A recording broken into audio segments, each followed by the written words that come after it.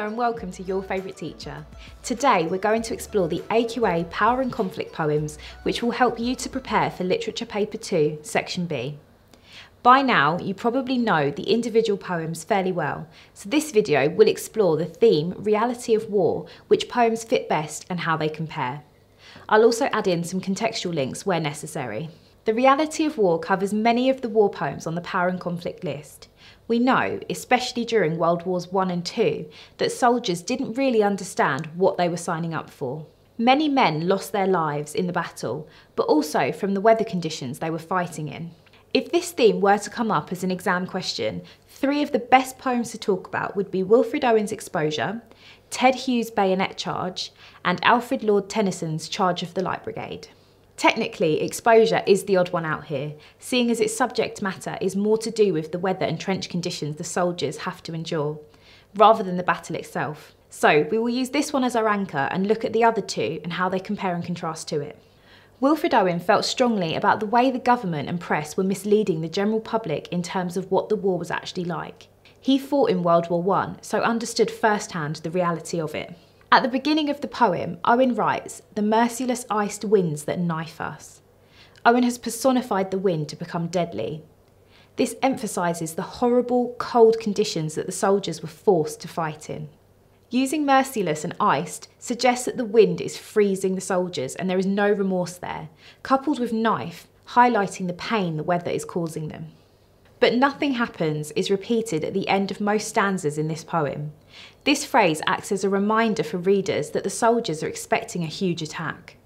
Obviously, this did happen during the war, but being sat in cold, wet trenches in the thick of winter was severely underestimated by everyone. Owen is suggesting that people overlooked the way the weather affects the ability to perform to the best of your ability. Propaganda glorified the war and failed to mention the awful conditions the men would be fighting in. By bringing this to light, Owen is opening the eyes of the reader and getting them too to see the reality of the war as it was.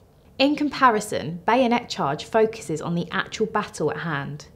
Hughes's poem focuses on a nameless soldier going over the top of the trench to charge at the enemy. Unlike Owen, who focuses on the effects of the weather, Bayonet Charge is all about the effects of battle and how the soldiers deal with this. Hughes uses the metaphor, a green hedge dazzled with rifle fire.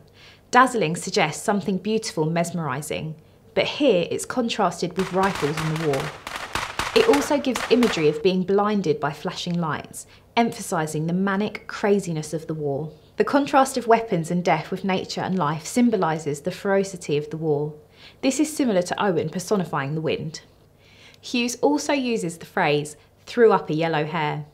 Threw up creates a grotesque tone, almost like an illness, describing how disgusting the war is and how it affects everything and everyone. Hairs are usually seen to be fast and agile, but actually Hughes uses it to show the reader how quick and easy it is for the soldiers to die in battle. This contrasts to Owen's "but nothing happens" in Exposure, as it gives the reader an idea of the reality of battle within the war, not just the living conditions. Finally, let's take a look at Charge of the Light Brigade. Unlike the other poems in this video, Charge of the Light Brigade explores the Crimean War and the Battle of Balaclava. During this battle, the intention was to send the Light Brigade to attack a retreating Russian artillery battery. However, a miscommunication meant that they ended up in battle with a much better prepared artillery battery. The result meant a very high number of British casualties. In stanza 1, Tennyson uses the phrase, "all in the valley of death," suggesting it was a losing battle from the beginning, that death was inescapable, and creates an image for the reader of the Russians looking down into the valley at the British, a clear vantage point. Next, Tennyson has used the lines, "there's not to make reply, there's not to reason why, there's but to do and die." Although the soldiers realised the command was a mistake, they had to follow orders. If they didn't, they would be at risk of a court-martial and death. So either way, there was death on the cards. They were not allowed to talk back, make reply, question or figure out the point of the attack, reason why. All they were allowed to do was do and die. It seems that Tennyson was highlighting the bravery in the face of death for these soldiers.